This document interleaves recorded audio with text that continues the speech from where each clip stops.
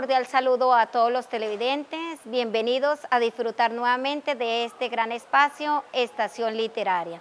Mi nombre es Marisol Ramírez, docente de lengua castellana de la institución educativa María Auxiliadora.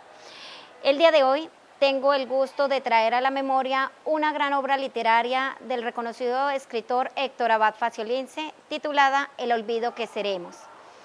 Esta obra es una de tantas manifestaciones sublimes que se logran gracias al bello arte de la palabra y que permiten que el recuerdo no sea consumido por el tiempo y que el ayer siga latente en los corazones y en la memoria. En El olvido que seremos, Héctor Abad Faciolince narra el asesinato de su padre, el médico y maestro Héctor Abad Gómez, en la ciudad de Medellín en el año 1987. En sus páginas plasma el vacío que deja la muerte de este gran hombre, quien dedicó su vida a luchar por los derechos humanos y mejorar la vida de los más desfavorecidos. En esta obra también se registra el sentimiento y profundo cariño que de manera recíproca se da entre padre e hijo, relación de la cual subyace la admiración por aquel padre que educó y luchó por una transformación a través de los libros y la riqueza literaria de grandes escritores, y que a su vez se esforzó por inculcar valores como la tolerancia, la humildad y el respeto, necesarios en un mundo tan violento como el de los años 80. Recordemos que esta obra surge en una época en la que cualquiera, debido a sus ideas o su deseo de alzar la voz contra las injusticias sociales, podía ser considerado un problema, pasando ligeramente a formar parte de las listas negras y a ser destruido sin discusión alguna, pues la corrupción era quien delimitaba los caminos de la muerte y desangraba lentamente el país. Es realmente un libro maravilloso, escrito desde el corazón, donde se narra la vida y el paso por el tiempo, a la vez que envuelve una serie de historias, dejando una huella triste de quien se va de forma injusta. Es un relato confesional en el que se vislumbran sentimientos, verdades del corazón y se convierte en esencia para que dicha historia perdure en la memoria, aunque estos momentos de infancia sean a su vez un mundo sin retorno. Es maravilloso el soneto de Jorge Luis Borges y cuyas palabras son la inspiración de este gran libro y que Héctor Abad Gómez había copiado la mañana antes de que lo asesinaran. Lo voy a citar. Ya somos el olvido que seremos, el polvo elemental que nos ignora y que fue el rojo Adán y que es ahora. Todos los hombres y que no veremos bajo el indiferente azul del cielo. Esta meditación es un consuelo. En estas páginas del olvido que seremos, el autor construye a través de las palabras un tiempo eterno que le brinda inmortalidad a ese ser querido, quien es a su vez héroe y maestro, y abre una senda que le brinda la posibilidad de dialogar y revivir momentos pasados y llenos de verdad, que gracias a la escritura nadie le podrá arrebatar jamás. Bienvenidos.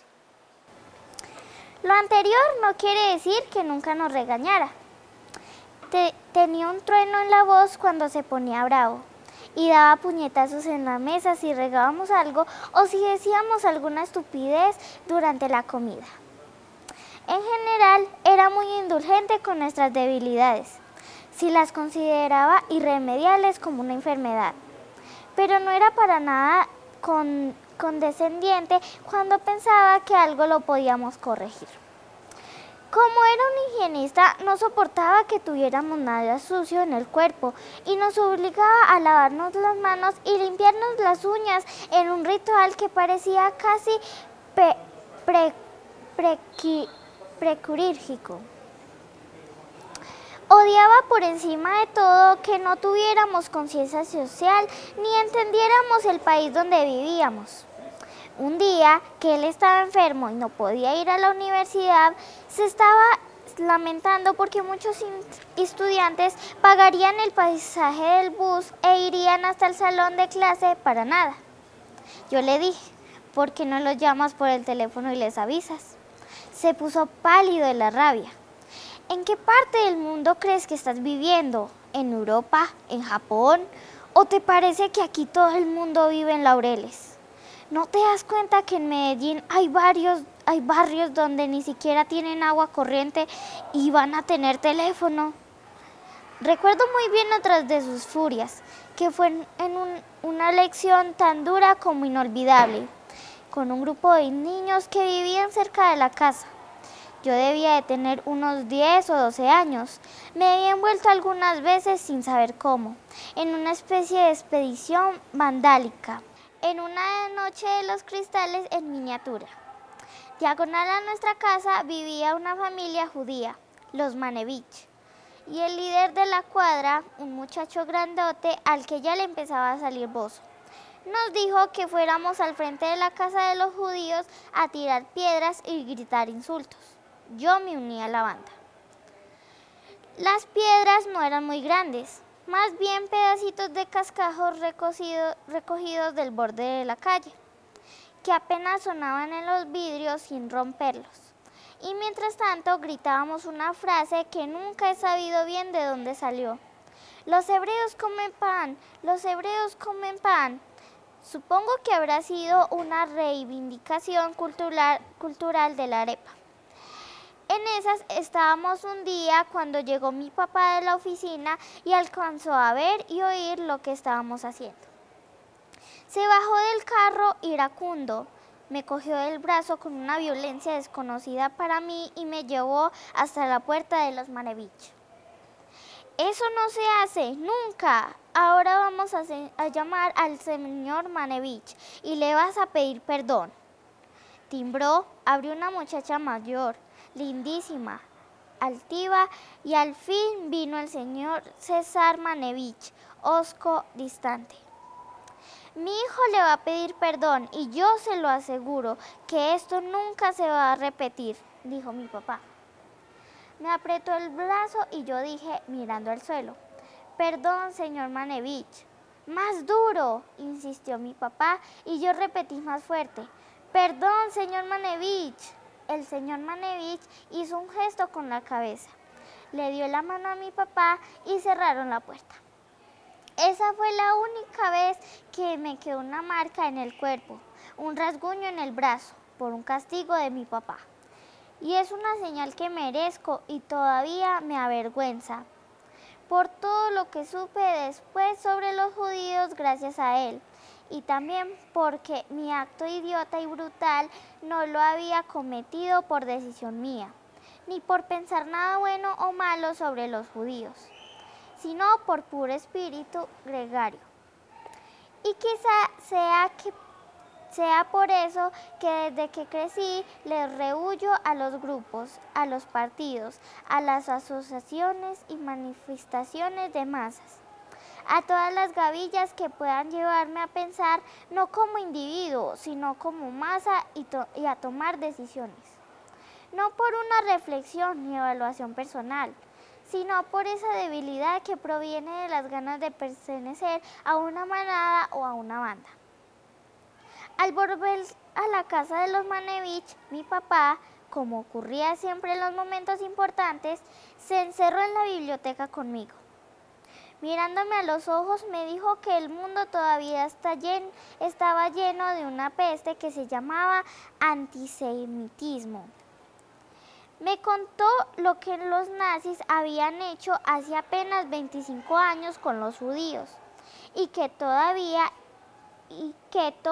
empezado precisamente tirándoles piedras a las vitrinas durante la terrible Kristallnacht, o Noche de los Cristales Rotos.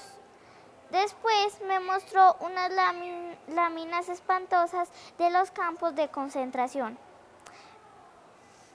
Me dijo que su mejor amiga y compañera de clase, Clara Gottman, la primera médica graduada en la Universidad de Antioquia, era judía y que los hebreos le habían dado a la humanidad algunos de los mayores genios de último siglo, en ciencias, en medicina y en literatura. Que si no fuera por ellos habría mucho más sufrimiento y menos alegría en este mundo. Me recordó que por el mismo Jesús era judío, que muchos antioqueños y posiblemente hasta nosotros mismos teníamos sangre judía, porque en España los habían obligado a convertirse y que yo tenía el deber de respetarlos a todos, de tratarlos como cualquier ser humano o aún mejor, pues el hebreo era uno de los pueblos. La cronología de la infancia no está hecha de líneas, sino de sobresaltos. La memoria es un espejo opaco y vuelto añicos, o mejor dicho, está hecha de intemporales conchas de recuerdos desperdigadas sobre una playa de olvidos. Sé que pasaron muchas cosas durante aquellos años, pero intentar recordarlas es tan desesperante como intentar recordar un sueño que nos ha dejado una sensación, pero ninguna imagen, una historia sin historia, vacía, de la que queda solamente un vago estado de ánimo. Las imágenes se han perdido, los años, las palabras, los juegos, las caricias se han borrado, y sin embargo, de repente, repasando el pasado, algo vuelve a iluminarse en la oscura región del olvido. Casi siempre se trata de una vergüenza mezclada con alegría, y casi siempre está la cara de mi papá, pegada a la mía como la sombra que arrastramos o que nos arrastra.